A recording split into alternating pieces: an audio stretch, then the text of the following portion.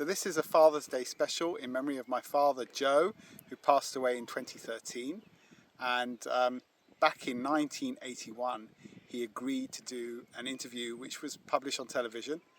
And I'm really grateful that he did that. It's a memory for his family. We're all really happy to have that memory. Back in 1981, we didn't have a video cassette player to record it, so a member of our family did it for us, and we had it on a VHS tape, which subsequently I lent out to my friend David, and it got chewed up in his video player. I think that's because he kept repeating the words, "Tell him not to screw me on the price," and he quite enjoyed that, so it got chewed up in his player. And for years we didn't have that memory, and it was only after he died that I went to some effort to get that memory from the media company that was responsible for storing those films, and it was converted from a very old style tape to a video that I can now share on YouTube. So thank you for watching this, and I'll leave another message after the video with a bit more information about my father.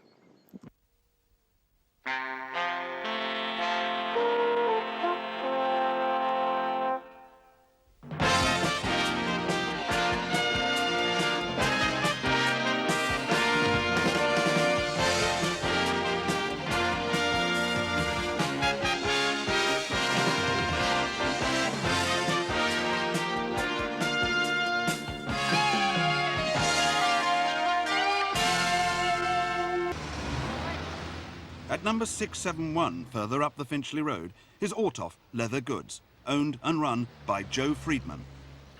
Well, about 1,000 in the meantime, just to... Well, make it 2 cartons, but anyway, tell him not to screw me on the price. Inflation, Mrs. Thatcher believes, is caused largely by printing too much money. To reduce the money supply, she has forced interest rates up to record levels. But this has hurt small businessmen like Joe, who voted for Mrs. Thatcher at the last election. I've heard all this before. Now listen, you know me well enough, and you know me so many years. Now tell him to push the price down a few coppers less per foot and send it in to me. A couple of boxes. In a small factory behind the shop and in his stores, Joe has 40 people working for him. He's built up a turnover of £500,000 a year, but like most businessmen, he's expanded on borrowed money.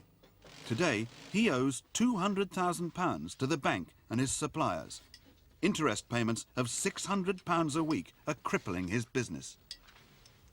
This is the cheapskin. I think I can't send it out to top man. I don't think it's good enough. But these motorcycle ones... We'll send those out, and then we'll send these 10 out to Scotland, shall we? Yeah, to Topman's shop in Dundee. OK, fine. Well, interest rates are affecting my business in a few ways. Number one, I have to work on quite a bit of borrowed capital. And when I have to pay a higher rate than other people do, or my competitors abroad do, obviously my costs are higher. And therefore, I'm not competing with them on level terms. Joe Friedman exports 40% of what he makes, but the strong pound, buoyed up by those high interest rates, has drastically reduced the profit he can make selling abroad.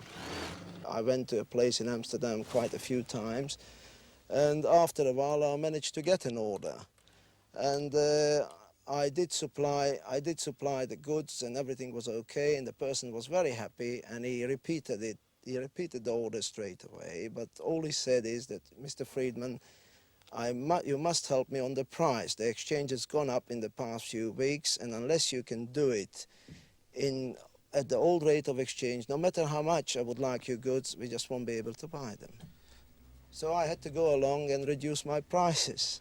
How much profit had you been hoping for, and how much did you have left? Well, I was hoping for about 15%, which is not much, but since he's a new customer, I wanted to, he was like a loss leader to start with already. But afterwards, with the rate of exchange and taking all costs into account, hardly anything left.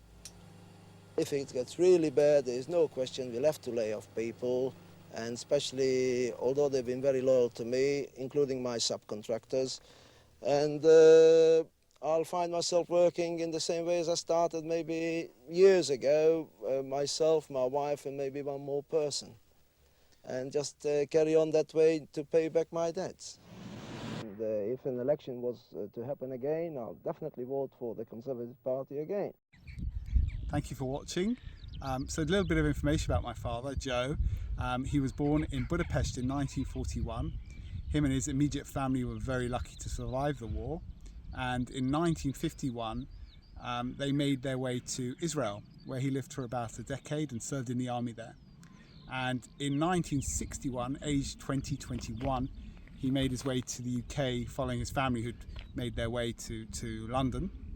And he lived there for the rest of his life. So pretty much 50 years of his life in the UK, where he ran a business in leather goods. At one point he had 12 shops throughout the UK and going to Northern Ireland as well. And he also had 100 concessions with Top Man throughout the UK. Then in the 90s, I think a mixture of the recession and very cheap imports from China, he and other countries, he closed his leather business and moved into property, which was his, if you like, for his retirement. Yeah, so thank you for watching that, and I'm really glad to have that memory to share.